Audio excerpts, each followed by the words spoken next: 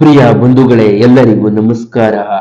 ಮನುಷ್ಯ ಮದ್ಯಪಾನ ಮಾಡಿ ಅವನಿಗೆ ಅರಿವಿಲ್ಲದೆ ಎಷ್ಟೋ ತಪ್ಪುಗಳು ನಡೆದು ಹೋಗುತ್ತವೆ, ಎಷ್ಟೋ ಅನಾಚಾರಗಳು ನಡೆದು ಹೋಗುತ್ತವೆ.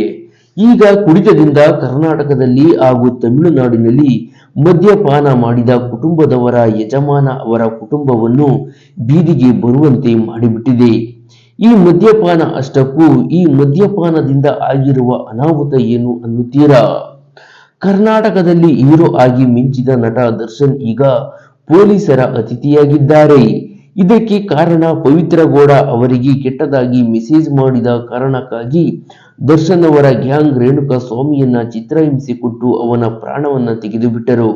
ಇದಕ್ಕೆಲ್ಲ ಕಾರಣ ಒಳಗೆ ಸೇರಿಸಿದ ಮದ್ಯಪಾನವೇ ಆಗಿರಬಹುದು ಅಲ್ವಾ? ದರ್ಶನ್ ಜೈಲಲ್ಲಿ ನೆಲದ ಮೇಲೆ ಮಲಗಬೇಕು, ಜಿಮ್ ಮಾಡಲು ಹೋಗುವಂತಿಲ್ಲ, ದಿನನಿತ್ಯ ಸ್ನಾನ ಇಲ್ಲ, ಅವರು ಕೊಡುವ ಊಟವನ್ನ ಮಾಡಬೇಕು. ಪವಿತ್ರ ಗೌಡ ಕೂಡ ಅವರೂ ಕೂಡ ಇದೇ ರೀತಿಯಲ್ಲಿ ಜೈಲಲ್ಲಿ ಕಾಲವನ್ನ ಕಳೆಯಬೇಕಿದೆ. ಐಷಾರಾಮಿ ಜೀವನ ನಡೆಸುತ್ತಿದ್ದ ದೊಡ್ಡ ಸ್ಟಾರ್ ನಟನ ಬದುಕು ಈಗ ಹೇಗಾಗಿದೆ ನೋಡಿ. ದರ್ಶನ್ ಅವರ ಬೆಳಿಗ್ಗೆ ಚೆನ್ನಾಗಿ ಇದ್ದರೆ ರಾತ್ರಿ ಆದ ಮೇಲೆ ಕುಡಿದು ಬಿಟ್ಟರೆ ಅವರು ಬಹಳ ಒರಟು ಸ್ವಭಾವದವರಂತೆ ಇರುತ್ತಾರೆ ಎಂದು ಕೆಲವರು ಹೇಳುತ್ತಾರೆ. ಕುಡಿದ ಮತ್ತಿನಲ್ಲಿ ಮಾಡಿದ ತಪ್ಪಿಗಾಗಿ ಸುಮಾರು 20 ಕುಟುಂಬಗಳು ಇವತ್ತು ಪೊಲೀಸರ ವಶದಲ್ಲಿವೆ. ಅವರ ಕುಟುಂಬ ಇವತ್ತು ಬೀದಿಗೆ ಬರಲು ಯಾರು ಕಾರಣ? ಯೋಚಿಸಿ ಕಮೆಂಟ್ ಅನ್ನ ಮಾಡಿ. ಇತ್ತ ತಮಿಳುನಾಡಿನಲ್ಲಿ ಕಳ್ಳಕುರಿಚಿಯಲ್ಲಿ ಕಳ್ಳಬಟ್ಟಿ ಸೇವಿಸಿ 55 ಮಂದಿ ಸಾವನ್ನಪ್ಪಿದ್ದಾರೆ. ಈ ಕಳ್ಳಬಟ್ಟಿ ಸರಬರಾಜು ಮಾಡಿದ ವ್ಯಕ್ತಿಯನ್ನ ಬಂಧಿಸಿರುವುದಾಗಿ ಪೊಲೀಸರು ಅಧಿಕಾರಿಗಳು ತಿಳಿಸಿದ್ದಾರೆ. ಈ ಘಟನೆ ನಡೆದ ಸ್ಥಳ ಈವರೆಗೆ ಹಲವಾರು ಜನರು ಆಸ್ಪತ್ರೆಯಲ್ಲಿ ಚಿಕಿತ್ಸೆಯನ್ನ ಪಡೆಯುತ್ತಿದ್ದಾರೆ. ಇನ್ನು ಕೆಲವರಿಗೆ ಆರೋಗ್ಯದ ಸ್ಥಿತಿ ಚಿಂತಾಜನಕವಾಗಿದೆ.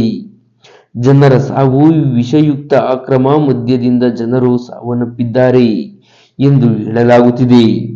ಸಾಯುವವರ ಸಂಖ್ಯೆ ವೇಗವಾಗಿ ಹೆಚ್ಚುತ್ತಿದೆ. ಸದ್ಯ ಪೊಲೀಸರು ಕ್ರಮ ಕೈಗೊಂಡು ಮದ್ಯ ಮಾರಾಟಗಾರರನ್ನ ಬಂಧಿಸಿ 200 ಲೀಟರ್ ಅಕ್ರಮ ಮದ್ಯವನ್ನ ವಶಪಡಿಸಿಕೊಂಡಿದ್ದಾರೆ.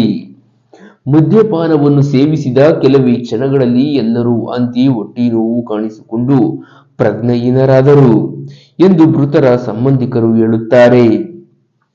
ಅಕ್ರಮವಾಗಿ ಸಾರಾಯಿ ಕುಡಿಯಬೇಡಿ ಎಂದು ನಾವು ಯಾವಾಗಲೂ ಅವರಿಗೆ ಹೇಳುತ್ತಿದ್ದೆವು, ಆದರೆ ಅವರು ನಮ್ಮ ಮಾತು ಕೇಳುತ್ತಿರಲಿಲ್ಲ ಎಂದು ಸಂಬಂಧಿಕರು ತಮ್ಮ ನೋವನ್ನ ಹಂಚಿಕೊಂಡಿದ್ದಾರೆ. ಪ್ರಿಯ ಬಂಧುಗಳೇ, ಈ ಕುಡಿತದಿಂದ ಎಷ್ಟು ಜನರ ಜೀವನ ಹಾಳಾಗಬೇಕಾಗಿದೆಯೋ ಗೊತ್ತಿಲ್ಲ. ಸರ್ಕಾರ ಮದ್ಯಪಾನ ಮಾಡಿ ಯಾವಾಗ ಬ್ಯಾನ್ ಮಾಡುತ್ತೋ ಗೊತ್ತಿಲ್ಲ. ಈ ಮದ್ಯಪಾನದಿಂದ ಸರ್ಕಾರ ಬೆಳೆಯಬೇಕಿದೆಯೋ ಅಥವಾ ಅಂಗಡಿ ಮಾಲೀಕ ಬೆಳೆಯಬೇಕಿದೆಯೋ ಗೊತ್ತಿಲ್ಲ. ಈ ಮದ್ಯಪಾನವನ್ನ ಬ್ಯಾನ್ ಮಾಡಬೇಕು ಅಥವಾ ಬ್ಯಾಡವೋ ಎಂಬುದನ್ನ ನಿಮ್ಮ ಅನಿಸಿಕೆಯನ್ನ ಕಮೆಂಟ್ ನಲ್ಲಿ ತಿಳಿಸಿ. ಥ್ಯಾಂಕ್ ಯು, ಧನ್ಯವಾದಗಳು.